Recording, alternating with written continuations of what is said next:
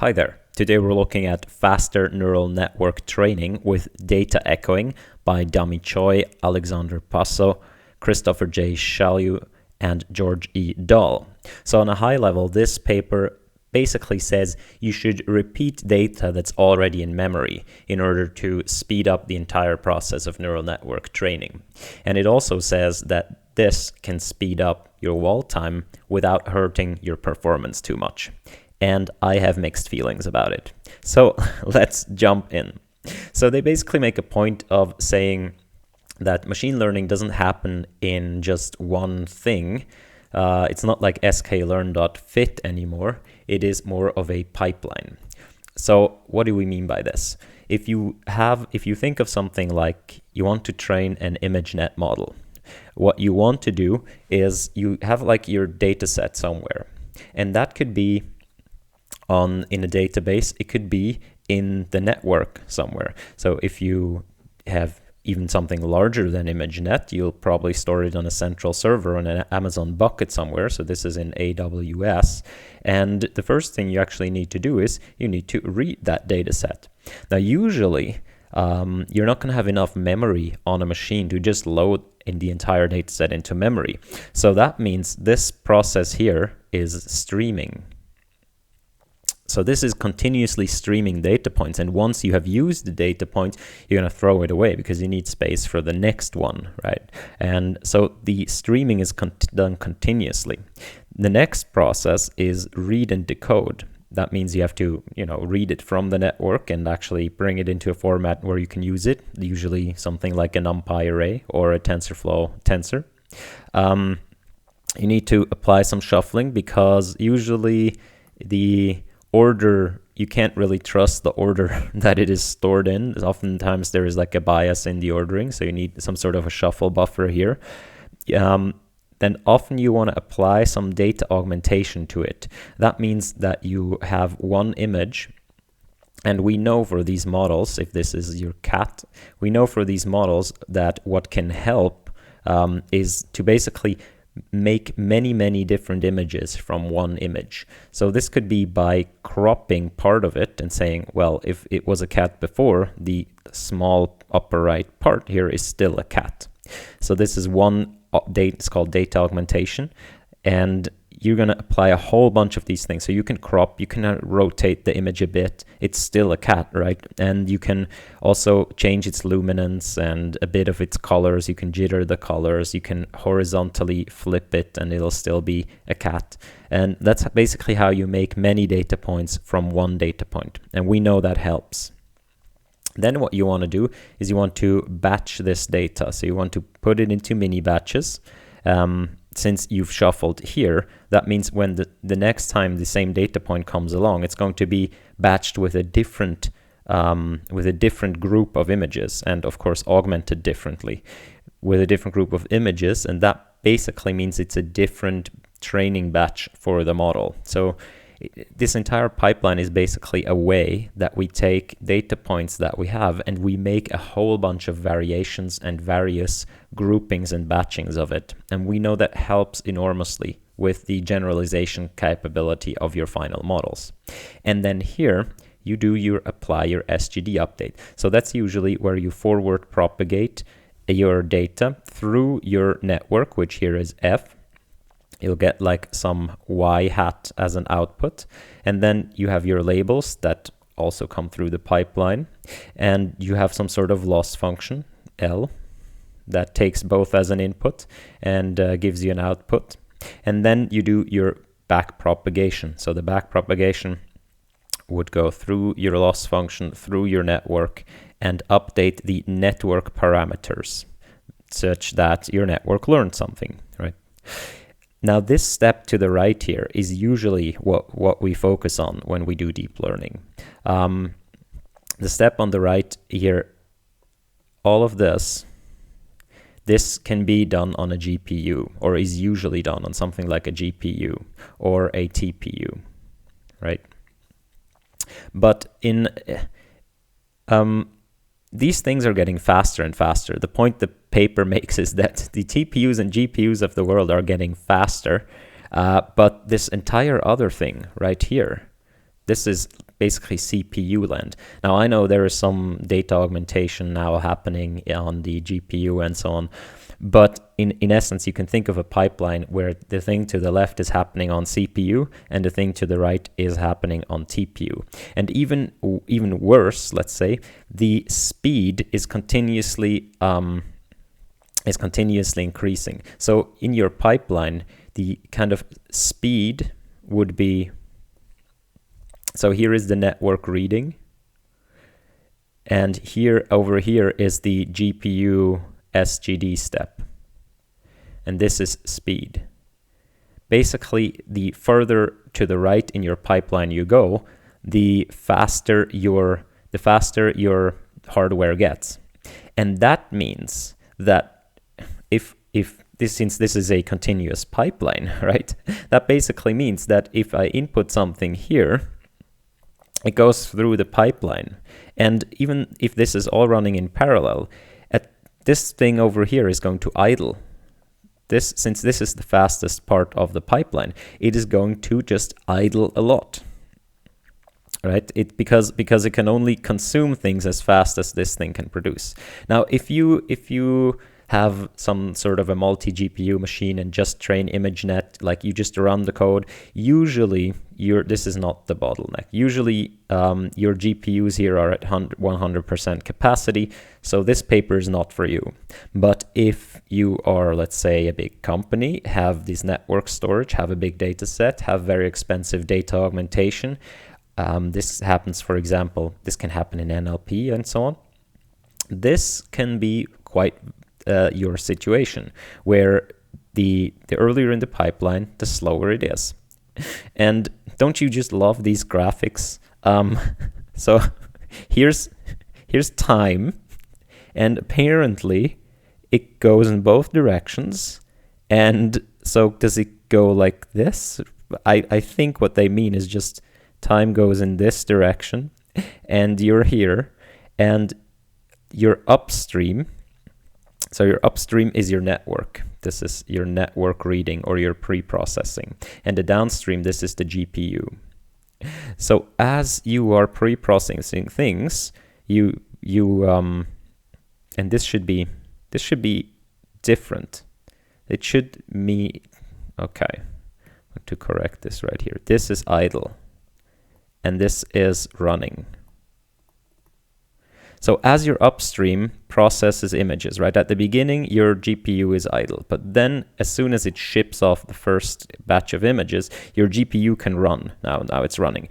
While you're doing that, your upstream, your network, is still reading new images, pre-processing them and so on. But it is too slow to insert a batch at the time that the GPU is done. The time the GPU is done, it's still processing this batch, so the GPU is idle until here, where it finally manages to process that batch, and then the GPU is running again. I think that would have been a much better graphic, but you know. So their goal basically is that what you'll have is right here, for example, after the batch. What you'll do is you scrap this connection, you take this, and you put it into a smaller buffer. And the buffer is a repeat buffer. So what it does is it simply will repeat whatever you have in the buffer until something new comes in, right? So new data point comes in, you just output that data point again. For the GPU, it's gonna feel like these are all new batches and they continuously come in, but it's always the same until the next data point comes in, and then you output that one again and again and again and again. Now the actual factor here you can of course tune by hand, or you can just say repeat until something else comes in. In this paper they have an explicit factor where they say we repeat each data point 4 times or 3 times or so on. So this is data echoing. You basically echo the data point multiple times, and this can be done in various places. So they experiment with echoing in any of these places right here. So they experiment with it right here after reading and decoding, after shuffling. No, I think always before shuffling. Because if you have a shuffle buffer anyway, they say it makes sense that if you do the echoing, you do your shuffle buffer after your echoing. So here, then after augmentation and after batching. So they experiment with these three locations in echoing. Now, what could be the downturn of something like this? The downturn, of course, is that this SGD procedure right here, basically, it relies on the data incoming being an IID sample from your data distribution, right? That's how we formulate SGD, is that there's always new data incoming.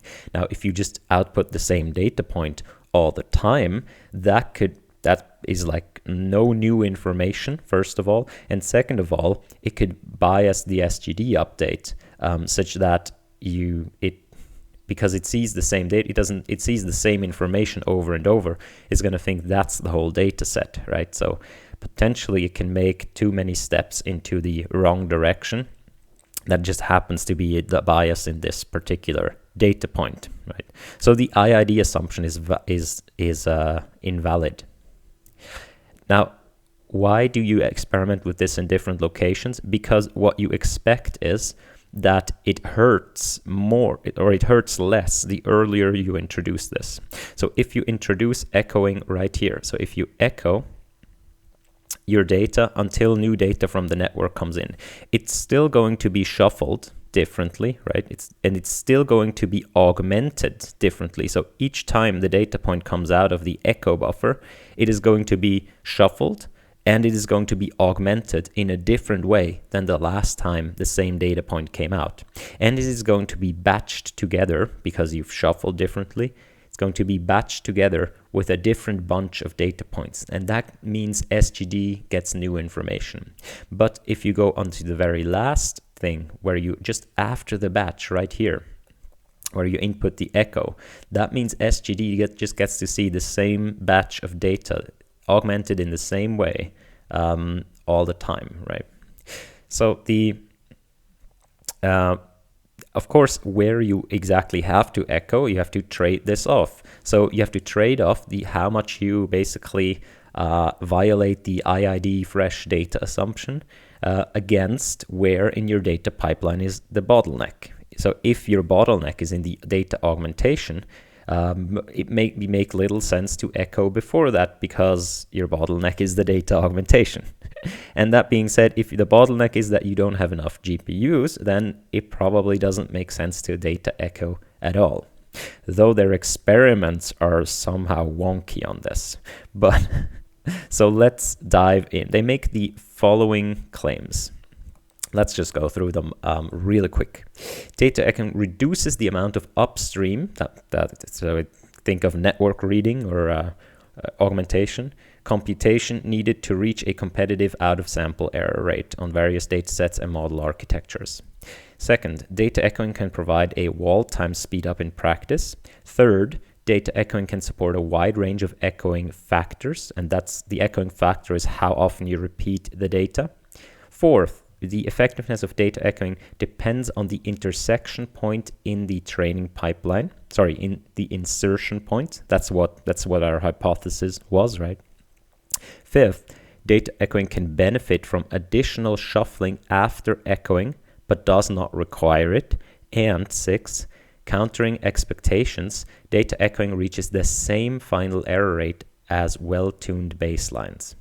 So I can absolutely accept 1 through 5, especially in like an actual practical in the wild setting. But 6, we'll see about 6. So let's jump into their models. They sorry about that. They train the following 4 models. So they train a transformer on these 2 datasets, LM1B and Common Crawl. So I guess technically it's 5 models on language modeling. They train the ResNet 32 on CFAR10. They train the ResNet 50 on ImageNet, and they train SSD on Coco. Now here is the accuracies they get, and here is this is the target. So what they do is they train these models, and then they say, okay, what's the accuracy we reach? And then they set a target value. So on ResNet 50 on ImageNet, a very common number to reach is something like 76.5. If you look at, for example, torch vision models, they reach something like this. And so they say, well, our target accuracy here is just a little bit below that. So, and then we just measure how many steps, or how many, their measurement here is fresh data points. So how many actual fresh training samples do we need to reach this target? And this is where it gets wonky, because, for example, take the 91% here on CFAR 10. That is quite low. And also the ResNet 50 is, I mean, this is standard, but still ImageNet is much further nowadays. And I think the effectiveness of something like this has a lot to do with how competitive you want to get. Maybe this is all just an effect of how much under par this target performance really is. And I would expect that, even though they say it doesn't hurt their performance in their experiments, I would at least expect it will hurt your performance in general if you try to get competitive, because these things aren't, as of now, at least the ones I know, like the ResNets, aren't really competitive.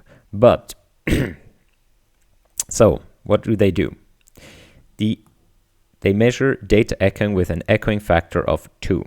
So that means data that's incoming is output twice in a row. Every data point that's coming in is just emitted twice from the buffer, and then the next data point is emitted twice, and so on. And what they measure, again, is the fresh examples read. So how many fresh data points do you need to achieve something? This is a good measurement because this is kind of independent of hardware. So if you are really in the situation where your GPU is twice as fast as the rest of your pipeline, then an echoing factor of 2 will speed up at most your training procedure by a factor of 2. All right, so you have the baseline in red, and then you have batch echoing, which is where you echo what we said at the worst possible time, right after batching. So this might hurt your performance the most, but also it has the potential to be the fastest if maybe your augmentation is very expensive. Then, or your batching. You have example echoing after augmentation. So that would mean the augmentation is very expensive, so you save the augmented data point, and then you emit it multiple times, but each time it is batched differently. So it is shuffled and then batched with different other data points. So you have a shuffle buffer after it. And then you have example echoing before data augmentation. So that means the same data point emitted multiple times will be augmented in different ways and basically will lead to slightly different data points. So the results here are pretty much what you could expect, in that the earlier you do the echoing, as you can see here, the more this echoing helps. So the number, for example, this is the object segmentation task. The baseline needs this many fresh examples to reach this target accuracy. With batch echoing, not only do you, with batch echoing, you need less fresh training examples. So that means even though you kind of train on the same data twice, this helps you more, or this helps you. It doesn't help you fully, because the dashed line here is if it would help you as much as a fresh data point, you'd be at the dashed line, right? This is exactly half of this, because the echoing factor is 2. So if a repeated data point was as useful as a fresh data point, you'd be at the dashed line.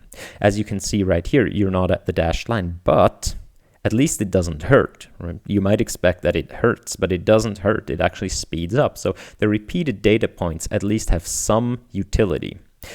Again, this is only useful if you have this asymmetry in your pipeline. If your pipeline is actually symmetric and you do an echoing factor of 2, the wall time plot would look this for the baseline and then almost twice as high for the batch echoing, because even though it needs the same amount of fresh, or almost the same amount of fresh example, you echo each one twice, so it needs to process it twice, so it'll take much longer. So again, this is useful if you have this asymmetry and if the echoing factor is kind of smaller than your asymmetry. Otherwise, you're simply wasting time repeating data points. Then if you do example echoing here after augmentation, you use even less fresh data points. And if you do it before augmentation, this is really surprising. You almost get the benefit of fresh data points, which is something you might expect, right? Because an augmented, newly shuffled data point is kind of almost a new data point, but still it's quite surprising that you almost get to the level of the theoretical possible.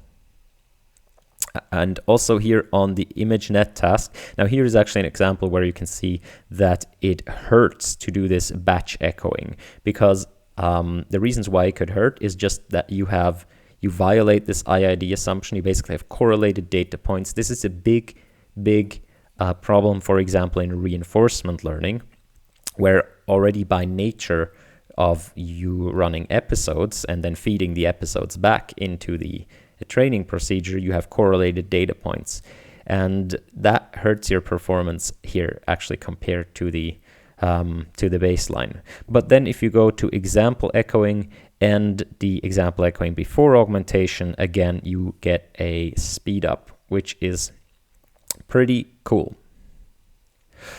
Okay, so they do a bunch of other experiments, and I appreciate these experiments here to really show what's going on and until when can you push this. So here they have a plot of example echoing before augmentation can reduce training time for ResNet 50 on ImageNet. So this is before augmentation, and the echoing factor describes how often you repeat each data point. So this goes from 2 to 5, and you can see that basically you get the speed up. You just sort of get it for free. As you can see, the dashed line again is as if a repeated data point were as useful as a fresh data point, you'd be at the dashed line. And you can see right here that you are just above this dashed line. So this can help a lot. And so this is the fresh examples red, and this is the wall time in their particular situation. In that case, it doesn't help as much, but again, if that very much depends on how the asymmetry in your pipeline is. Now, in these experiments, I would actually appreciate something like they do down here, where I would always like to see where it breaks. So how far can you go with the echoing factor until it doesn't help anymore? Because this sort of tells me pretty much nothing. I want to see where is the low point, where is kind of the optimal echoing factor, and what can you tell me about this optimal echoing factor? How can you determine it sort of beforehand, or how can you reason, how does it connect to the different parts of your architecture? So if I had to point out a flaw in this paper, it would be that right here I would expect them to continue this echoing factor increase until it breaks, sort of like they do down here. This is for, I believe this is for the transformer on LM1B. Now here they have a batch size of 1024. And you can see, and this is their standard setting for the transformer, the 1024 batch size. You can see that the baseline uses this many 1.5 times 10 to the 7th fresh examples to train until their target. If you increase the echoing factor by 2, you basically need half as many fresh examples, as long as you echo each one twice. again, very surprising, the fact how close you can get to as if each batch were a perfect fresh data point. But you can see as you increase this echoing factor, and here is exactly what I said, right? At some point, this hurts. At some point, you get to the point where the non-IID-ness, the correlation of successive data points, will actually hurt you. And they make a point here of saying that this is, for example, dependent on batch size.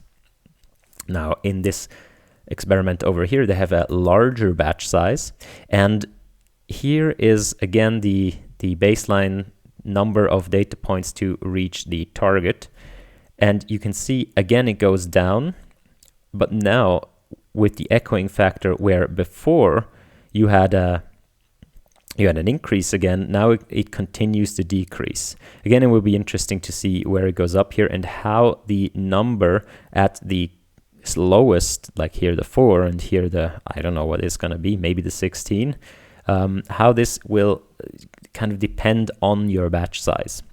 And here is another problem, and that's what I alluded to at the beginning, this performance dependence. Now, I have not read anything differently in the paper, so I had to assume that they trained this here, this number of fresh examples to reach the target is still the target that they determined at the beginning. So it's that 3.9 in the table. That 3.9 was achieved with this batch size, with 1024. And we know, especially in language models, that larger batch sizes will lead to a better performance, even if you need, let's say, more samples. So here you can see that the samples, here it's 1.5 and here it's actually 4 because you increase that batch size. So that will tell you something. 1.5 and 4, that is like a times, okay, that's like a times 2.5. So you go with the batch size of times 4 and you need 2.5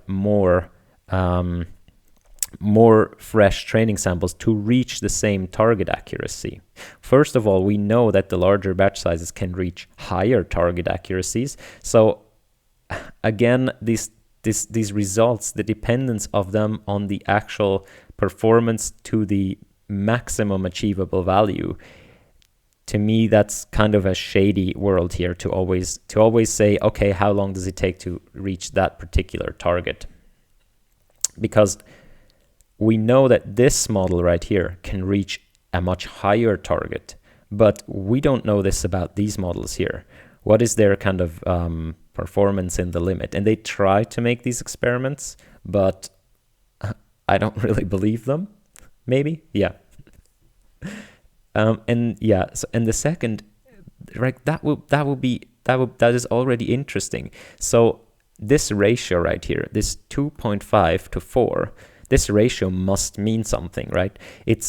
I go to a higher batch size, 4 times higher batch size, and I need 2.5 many more fresh training samples to reach the same target. That must somehow tell you something about the usefulness of a single data point versus a succession of data points, right? So it doesn't seem, because I would expect if each data point was valuable, I would expect this to be times 4. And if it were times 1, so if it were no speed up at all, sorry, not times 4, it would be times 1, it would mean I'd need the same number of fresh training samples, right, no matter how I batch them. But it were times 4, that means basically that it doesn't matter really how many training points I have in a batch, as long as I have enough, and the 1024 seems to be enough. It just matters how many SGD steps I do. So basically what we're saying, SGD isn't getting the most out of these data points. And this ratio, this 2.5, this tells you something about the information content of an additional data point versus the usefulness content of an additional step of SGD. And I would expect that to intrinsically be connected to where the low point of this echoing factor is, because that's exactly what the echoing does. It trades off freshness of data point versus doing more steps on the same information. And for a paper, especially a paper by Google Brain, this is a connection that I would love to see investigated. But enough of the ranting. They do investigate other things. They do investigate, for example, what happens if we just up the batch size. And you can see here, yeah, this is interesting. Even the baseline needs more fresh samples as you up the batch size. At the beginning, this batch echoing, for example, doesn't help. It doesn't hurt, but doesn't help. But as you go to higher and higher batch sizes, this batch echoing starts to help more and more. Again, I believe this is connected to the usefulness of the single data point. At some point, your batch size is just too large for the problem. You'd rather do more steps, and that's why this helps. But also, this model right here might have a higher ceiling accuracy. So, and it is the question whether this model right here has the same, or whether this model right here, the batch echoing model, would actually fall back to the ceiling accuracy of one of these models over here. Yeah, in any case, their point is basically that as you increase the batch size, this echoing tends to help more relatively. Because maybe it's because what I said, right? They say as batch size increases, the performance of batch echoing relative to the baseline either stays the same or improves. While, for example, echoing it either stays the same or it gets, while for example echoing it either stays the same or gets worse. Dashed lines indicate the expected values if repeated examples were as useful as fresh examples. Yeah, so there is an intrinsic connection here between the usefulness of more data and usefulness of doing additional steps. And here the example echoing, you can almost see it as more data because especially here, you're going to do augmentation on top of it. And you see the non-augmented versus the augmented ratio changes dramatically from here to here. Okay. Final set of experiments. As you can tell, this is mostly an experimental paper, and it is always easy to criticize experimental papers, and rightfully so, because I would not trust this very much. But given that it comes from a big institution and it is a very, very well written paper, I would trust it more than I would a regular paper. And I would say if you're in practice, this is certainly worth trying. Absolutely. I just think that some of the things aren't researched. Like some of my questions aren't answered of this. So they investigate sizes. So they now build shuffle buffers. So you have batch echoing, but they say, but we can do batch echoing with shuffle buffers. So after the batch echoing, right, we have this state where we have the batching, and then we have the echoing. So this is our echo buffer, where we output each data point multiple times. And then we have another buffer, which is a shuffle buffer. Now the shuffle buffer just collects data points and then shuffles them around before outputting them. And that means even though we, output this 5 times, it might not come out 5 times after each other. It might be that it comes out once, and then another data point that was already in the shuffle buffer comes out, and then it'll just say that in total it comes out 5 times.